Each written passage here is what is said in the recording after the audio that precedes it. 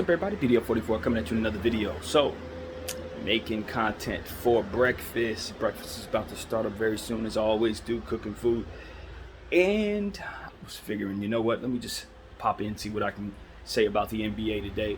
Obviously, we're all just still breathing a breath of fresh air after the trades were made over the last couple of days. Of course, we're talking about the Patrick Beverley trade and, of course, Donovan Mitchell as well. We had waited all summer long for something to happen, and I told you guys, as soon as Willie Cauley-Stein got signed, as minuscule of a signing as that is in the grand scheme of the NBA, it showed me that the field was ready to start making transactions again, and I knew that was the beginning domino of the process of all of this coming into place. I'm happy to say that we are now past the worst of it all. Now that Donovan Mitchell's been traded for a reasonable price, I do believe that we can start seeing some of the deals that we were hoping to see prior to now be possible at this time. Now, that doesn't mean necessarily that people are going to move left and right and up and down, but it does mean that deals that were otherwise not being done probably will be revisited at this point. Now, I don't know how many they were because there wasn't too many of them rumored. But then again, how many of us heard of Donovan Mitchell going to the Cleveland Cavaliers? Most of the time, I'll say most of the time trades happen, I didn't see them coming. Most of them. Usually the trades that actually are executed aren't trades that you've heard very much about. The Cleveland Cavaliers may have been mentioned once in regards to Donovan Mitchell, and I didn't hear it. And when I say I didn't hear it, that means that ESPN mentioned that they had mentioned it once.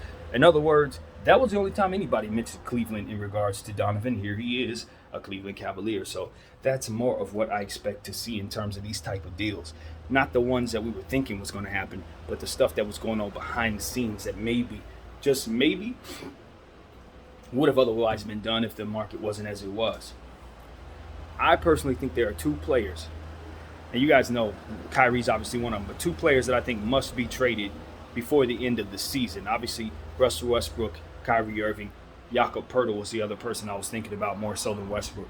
But the idea is, because these are expiring contracts, these teams are not best to keep them on for the duration of the season, especially San Antonio and Jakob Poeltl. Now, Kyrie Irving, you could argue the Brooklyn Nets would definitely have a decent scenario keeping the team together, playing it out and going for it. That's not crazy. It is to me because I see the roster a certain way and the situation a certain way, but to just flat out looking at it, it's not insane the most. But you know, when you start talking about the San Antonio situation with Jakob Poeltl, that's a team that's looking to tank. That's a young player looking to make his first big contract, I believe it is. That's not a combination of things that make sense. You look at what San Antonio's trying to do. They're hoping to bring in Victor Wembanyama. Jakob Poeltl doesn't make any sense for what it is that their vision is going to be. So with him expiring, I just think it is 100% inevitable that either he is re-signed with the San Antonio Spurs, for which I don't know of any interest. I don't know. It's not that I'm claiming anything. Don't know what they want in that regard. Or I've got to send him to somewhere who wouldn't mind having him for half a season with the intention of either signing them or letting them walk. And he's a very good center. That's why I always mention his name, because that situation is not to be poo-pooed. And the fact of the matter is they did sign Keldon Johnson. They could have very well re-signed him as well at the same time without any issue. But clearly they don't see him as part of their future. So I think it's more than inevitable. I think it's imminent that he is traded or re-signed with the Spurs. More than likely traded, in my opinion. So I'm waiting for that. Bottom line is that piece is going to get moved. Just like I was telling you guys, Colin Sexton was inevitably going to move the needle. I didn't see this tea leaf with him going to the Cavaliers. I'm not going to say I'm disappointed in myself, but I think that's something I will be looking for going forward in terms of this. Colin Sexton had a sign and trade situation at an absorbent amount. And the role that he once had was not in place anymore because of the ascension of Darius Garland and the acquisition of other players that made their team more complete. They didn't need his piece, and it was unfortunate because he was out for the season and couldn't come back to show what he could do. So now, as a free agent, a restricted free agent, looking for a 4-year deal at plus $70 million, it made no sense for the Cleveland Cavaliers to both bring him back basketball-wise or financially. And we knew that there was nowhere he could go, so it looked like he was going to have to take a Schroeder-like pay cut just to make sense in anybody's roster situation. That right there was a clue that his price could be matched for one of these guys that were up for big trade. Obviously, Kevin Durant, Donovan Mitchell. I should have seen that. Because there was no solution. So the best solution, other than him taking a massive pay cut, would be to be moved for someone with a big contract or a bunch of contracts that would otherwise need to be moved. I should have saw it. I should have seen it, and the Knicks should have seen it too.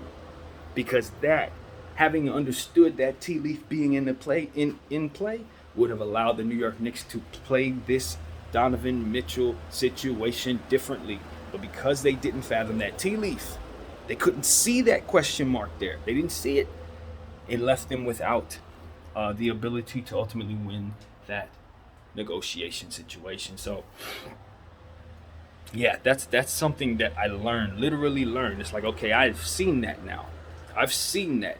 That will not get past me again. Next time there's a contract situation like that, I'm going to know that can be matched for a superstar or some, I'm going to look at that as something that's going to be a solution. Because that is something all GMs from here on out, you want to have that scenario in your head when dealing with negotiations going forward. Because that one was very unique. Colin Sexton was way too good to take a pay cut. He was definitely not going back to Cleveland, and there was no viable solution. It was either he was going to Utah, going to San Antonio, and going to Indiana. What I could not see in any way, shape, or form was that the Cleveland Cavaliers would actually get Donovan Mitchell. And I think a lot of that, this is when, and I speak for myself, but I do believe this has affected a lot of people. The narratives that the media provide us cloud the importance of other franchises versus the franchises they're talking about. In other words, I would have seen Cleveland as a viable candidate if not for the presence of the New York Knicks and Donovan Mitchell being so linked with one another in the media. The Knicks. Well, of course he's going to the Knicks because that's the only people talking about him. Not thinking, no, that doesn't make any sense. You need to look around and see who has the contract to make sense to make it move, who had the situation to make sense to make it move. Once I saw the deal done, I'm like, Donovan Mitchell, of course he fits in Cleveland. The two stilts in the front court. Darius Garland and his passing ability and shooting ability. Of course, it's a perfect fit. I'm very, very disappointed that I just didn't see it. It's what I do. But we're growing here. That's the point. I tell you this. I expect to be able to catch something like that 3 years from now. So that's how tea leaves work. We see these scenarios, we keep these scenarios, and we apply them later. So that's what it is. It's a new one. Now, as I look forward, I'm just not really certain because I'm not hearing a lot of anything else in regards to the NBA. Obviously, everybody's shocked about Donovan Mitchell. Everybody's wanted to break down what happened there in regards to the Knicks. And I've already done that. I think I already know as much as I can know without being behind the scenes, which is they overplayed their hand. They really, truly believed that RJ Barrett wasn't a deal breaker. And he probably wasn't. But putting a price tag on him probably was a deal breaker. And from what I'm hearing, it was, the Utah Jazz was not pleased with the way the Knicks handled the situation. And it makes sense. It's just a poor way to play the negotiation situation, as we've talked about twice now. You just do not jump the gun when it isn't necessary to do so. They jumped the gun in paying RJ Barrett. There was no reason to do that. All you had to do was tell RJ Barrett, upon this situation being complete, we will be signing you to whatever the deal is. You don't have to jump the gun and sign the deal. Signing the deal is striking the opponent. Because essentially what you're doing is taking their options away from them. Unnecessarily. You're essentially just punching them in the face. And that's exactly how Danny Ainge took it. It's like, why are you socking me, bro? All we're trying to do is make a deal. Why are you going to take a massive piece of what it is that we're negotiating off of the table as if I'm forced to now take the other pieces. Like I'm, being scolded for not necessarily doing the deal soon enough or something. Like it's like whatever it is that you think you're doing here, New York, um, it's not actually taking place. What you're actually doing is hanging up the phone. And if that's not what you're trying to do, then you're about to be unhappy. So that's what happened. All they did was hang up the phone. And when you do that, what does the other team do? Find someone else who's willing to do a deal and get it done. And as I told you guys, Kobe Altman ain't nothing to play with. He saw all of that. He saw everything. He knew he had Colin Sexton sitting in the tuck. And, probably a long shot. Maybe they go for it, though. Obviously, New York, the media's, he's probably thinking just like I am. The media's talking of New York. It's probably a long shot, but we do have a solution here. So if they like it, we can offer it to them. And we got the picks. It ain't going to hurt us. We got Gruzman. It ain't going to hurt us. Or whatever his name is, Ojai, not Gruzman, excuse me. That's the guy from Houston. But Ojai from the rookie that they picked up. So it's like they got the pieces to make it happen. They got Markkanen, who's played his value up. It's just a fantastic, phenomenal job by Kobe Altman and the Cleveland Cavaliers to imagine that up, see the fit, see the Knicks messing it up, and time it perfectly to jump in and snatch from the Knicks what otherwise was theirs. And I just think it's what you want in a GM. When the Cleveland Cavaliers hired Kobe Altman, they understood that they were picking up a shark. They knew that. And I don't know if the rest of us knew that, but as soon as he started making moves, I knew it. And it was like, okay, whatever he's going to build is going to be really good when it's all said and done. And that is what I'm seeing. And I see that in other situations too, even though situations haven't quite manifested yet. Some of these teams have really good canvases. They have a good startup situation right now. I think Sacramento, believe it or not, with the acquisition of Keegan Murray and Davion Mitchell, I think those two pieces give them something really, really exciting going forward. And I like some of the other pieces too, but those two are absolutely legit. You know what I mean? Like absolutely legit. And so that's something I'm looking at. I'm looking at Washington. I love their books, not necessarily their players, but their cap situation. They got all the cap and the picks in the world right now. They got it all. Anything you would want to build there, you could build it there. OKC, same thing. They got nothing but picks and players. You got to love that situation. Even though Chet will be missing this season, you still feel fantastic about his future. It's a lot of teams. Obviously, we talk about Detroit and Orlando. Those are the more obvious ones. Houston, they have obvious cores of young players. But some of these situations, Portland, they've put themselves in a pretty solid position, even though I don't love some of the contracts they just picked up, ultimately creating the cap space they did. I like what the future looks like if they continue to build in the direction they're going. And these are the teams that are, in my humble opinion, just continuing to put themselves in positions to be the teams of the next decade. The teams that you're looking at regularly on national television, ABC, CBS, Thunder. You know what I mean? You're going to be seeing those teams more so. Orlando. You're going to see those teams more so than you did in this era because they're going to have the talent that this era was trying to get to. The youngsters that all the teams that you used to see in the playoffs didn't get, they're going to those teams. And a lot of those guys, like I said, they have good cap situations. So, yeah, the shift in the NBA is going to be real. It would not shock me to see a Washington Wizards, Memphis Grizzlies NBA Finals in like 6 years. It wouldn't shock me at all because that's just how this goes. When certain teams do the rebuild correctly, they give themselves more sustainability to be good later on. And you see the teams like the Lakers, the Nets. It's a little tougher because what they're trying to do is build for right now, which means they're going to be the ones at the bottom later on, trying to figure out what the OKCs and the Orlandos and the Houstons are figuring out right now. So it's just it's inevitable shift. It's how it goes. And, certain teams try to cheat their way out of it by throwing $500 million at the current superstars. But what they find out is they're not deep enough and they still can't win a lot of times. So they end up getting beat by the teams that otherwise had that strong foundation in the first place.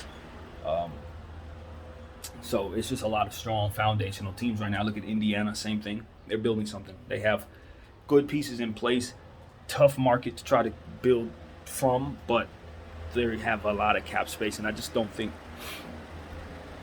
Here's another thing I'm thinking about. I don't think a lot of these teams that are in these current spaces, and then a lot of you guys are going to like this, I don't think they're staying there, you guys. I don't. With Utah getting all of the assets that they're getting right now, I think it's a good chance they move the team as soon as all those assets get in place. I remember what Golden State was doing when they very first got started. The idea was to have an amazing, awesome team in place by the time that building, Chase Center, was built. They pulled it off, ended up having a dynasty right before the Chase Center was built, and still ended up getting the Chase Center in the championship in the Chase Center because of the sustainability of what they built. What I'm telling you is I see some teams with that foundation in place. They haven't put the pieces together to build the Golden State era. They haven't done that. But what they did was they gave themselves that floor that Golden State started with. There's a couple of those around the league right now. So I see it clearly, and it's just about whether or not they're going to be able to get lucky and be smart enough to build something great. But the ability to do so is in some of these places in the league right now. Right now. OKC, they're one of them. Houston, Detroit, yeah, those are the teams that I'm looking at. They're going to be good later on. San Antonio, Utah. And I'm telling you, Indiana. Some of these teams with that floor, they're not in, and this is just my opinion. Just my opinion. They're not establishing that floor for that city. They're not. I personally think some of those owners are establishing that floor so they can move to Vegas, so they can bring a third team to LA, so they can bring a fourth team to the tri-state area. I'm serious. I think that's where it's headed, because you will have such a foundation, but you won't have the locale to attract those players. And you build all this great foundation, you build all this, and you still can't land the best player because he's still going to the Lakers, he's still going to the Clippers, he's still going to the Knicks, he's still going to Miami. Even though he's actually not going to the Knicks, but these are examples. He's going to the high market places. The point is, it's not that I don't believe in small markets. It's just that I don't think, with the hard work that you have to put in to make your cap situation perfect, to not have the same ability to attract talent as the other teams makes it so not worth it, in my opinion, to do all the hard work. If you say Indiana, the same hard work that the Lakers have to do just to know that you don't have the same odds of getting the players that the Lakers do, even though you do a much better job of establishing that floor. Eventually, owners are going to get tired of that. And when you talk about the specific fact that Florida, probably the most attractive place in the league, has no sales tax, it makes it nearly impossible to make guys actually choose Indiana, choose Utah, choose OKC. It's nearly impossible. You know what I mean? Because there's no upside to it. Not only do I get a chance to go play basketball in a place that is tropical, but I also get to be there for less money. And then I have to go to like Indiana, pay sales tax or whatever, you know what I'm saying? I don't know what the situation is in Indiana, to be honest with you, in that regard. But the point is, taxes and things of that nature vary from different state to different state. So if it's harder to get players to go there, but they all have to work just as hard to keep their cap in place, it's like, nah, this don't make no sense. I'm taking my team and I'm moving into a big market so I can even up the odds of me being able to compete with other owners. I can't stay in Indiana. I can't stay in Seattle. I can't stay in I can't stay there. I might be able to try, but the discrepancy between myself and other owners is so vast that I can't make my fans as happy as the Lakers fans are going to be able to be made happy by Genie. I can't make my fans as happy as the Lakers about to be. I just can't. Because I don't have the locale, et cetera, et cetera. So it's like, I think owners are going to try to extract that problem from the situation. Yes, I know a lot of people are saying that it doesn't matter. Players are going to play anywhere. It's the NBA of 2022, and everybody's has their phones in their hands and blah, blah, blah. But no, I don't think that translates. When you feel the weather of where you're at, I don't think it translates. When you're in traffic, it don't translate. When you're somewhere you don't want to be, regardless of what your personality traits are, it does not translate. you're still going to want to be out of that environment. And you're going to want to be in an environment you'd rather be in. And I think for most millionaire athletes, they want to be places where the weather's good and where they see beautiful people and where their money goes goes the furthest, basically, where they can make the most money in the process. So I predict more teams in Florida, more teams in California, and more teams in New York. You know what I mean? That kind of thing, especially with the advent of the new planes that are coming that can get you to New York in like 2 hours. Now that those things are going to be in rotation soon, you're really going to see more back and forth, I think, from big market to big market in these sports arenas. I think that's coming over the next 10 years, 20 years. So, yeah, man, I don't know. I hope I'm wrong. I'd like to think I'm wrong. But when you just look at the discrepancy of how hard it is to build in the NBA, and then you look how easy it is for certain teams to get players versus others, you come to the conclusion that you're in the small market for sentimental reasons. You're not necessarily there for your bottom line. And I hate to be so pessimistic, but that's just what it is. You're not going to make the same amount of money, man. You're just not. That's why Ballmer won't move the damn Clippers the hell out of here, because he knows damn well he's going to make the most money if he keeps it here. Even if we literally hate the team in LA, and we do. A lot of us do. Most of us do. All of us do. I'm not saying all, but might as well be. That's how much of a ratio it is in difference. But it doesn't matter, because we're probably getting a third team and a fourth team because of what it is I'm saying. So we better get used to it. At any rate, that's my pessimism. I'm sorry, I don't have a lot of good to say in regards to that. I want to see more Seattles. I want to see Alabama get a team. I want to see the NBA find a way to balance that out so that players don't feel like going to Indiana is such a burden in comparison to maybe playing in Miami. Now, how you make that happen, God knows, I don't know. But it has to do with the numbers. It has to do with the numbers. I do believe it has to do with the sales tax, the state taxes, I should say. It has to do with making it make sense from a fiscal standpoint for the players and owners alike, I believe. But until then, it's just tough, man. It's just tough. I see what Indiana's building. I see what they're building, but I know it can't turn into Golden State. It just can't, because ain't nobody going to want to do it. They're not going to stay there that long unless they build ridiculous, sustainable excellence. It's the only way you can even get guys to stay that long, in my opinion. But maybe that's wrong. Reggie Miller played his whole career there. Rick Smits played his whole career there. So maybe that's completely wrong. But I just don't see a sustainable champion. You see what I'm saying? So just to point out, Indiana is a small market with a good foundation, but a rough path to championship success. And it wouldn't be if they played in Florida. Simply put. So I think that's where it's headed, man. Vegas is going to get their team. I think the Utah Jazz I think the Utah Jazz are the Vegas Jazz, yo. I do. I just think that thing is set up so nice for that team to move. So nice. And I'm not rooting for that to happen. I think Utah is an amazing fan base. I think they come through for Utah all the time. They've been filling up that arena for years. That's not a deficiency there. But I think at the end of the day, it's hard to get talent. If they don't land Victor, it's like, okay, well, hopefully whoever we do land is a superstar too. But it's like, this is how they get that guy. This is the only way Utah gets that guy. If they don't land Victor in this draft, they don't land Victor, period. He doesn't sign there at any point in his career. So this is the problem I'm saying. If you're the Lakers, you're like, okay, well, we're probably going to get Victor in 2020.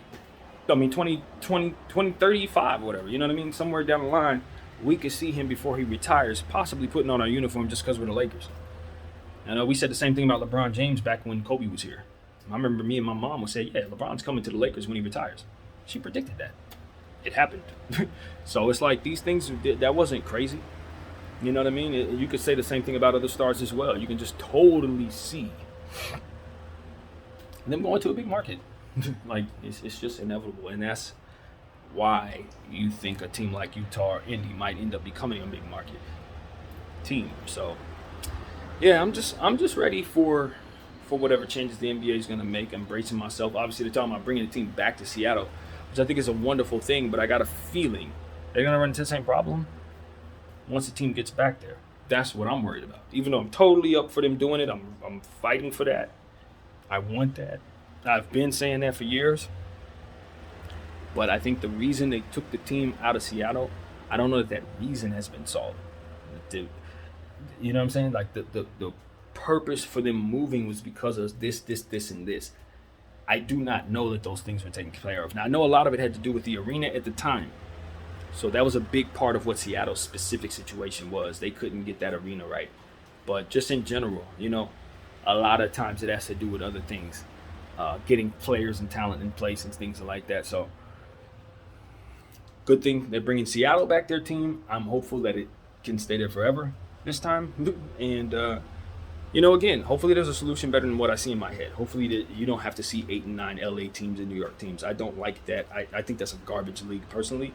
But I just think that would probably benefit the owners. Simply put, I think that would benefit the owners. I think they would all love to be in LA. So that's pretty much it, man. The future of the NBA could be a bunch of hubs in New York and LA, just like we did in the bubble. It could totally be that, because of the fact that people aren't going to want to live in certain places. And as the salary cap spreads, as they get more and more money, more and more revenue in this league, guys are going to get more and more of it. It's going to be less likely to want to stay in places they don't want to be. And that's another thing. Do people think that the salary cap's going backwards? I don't know. Do we think it's going to stay level over the next 20 years? I don't. It hasn't been. It's only been increasing. So for all we know, we might see billion-dollar contracts in 10 years. You know what I mean? And if that's the case, do you really think a guy's going to sit there for, at that pay rate, being that wealthy? You think he's going to sit down and, you know what I mean, and just kind of play in a place he doesn't want to be in? You're having a hard time getting dudes to do that now. If they're much wealthier than they are today, it's less likely they're going to have any desire to do anything that they don't want to do. So that's also something people need to prepare for, and I'm pretty sure they are. So that's pretty much what I got, man. Hopefully we could get another trade or two. You guys know I'm excited about the Lakers completing the team properly.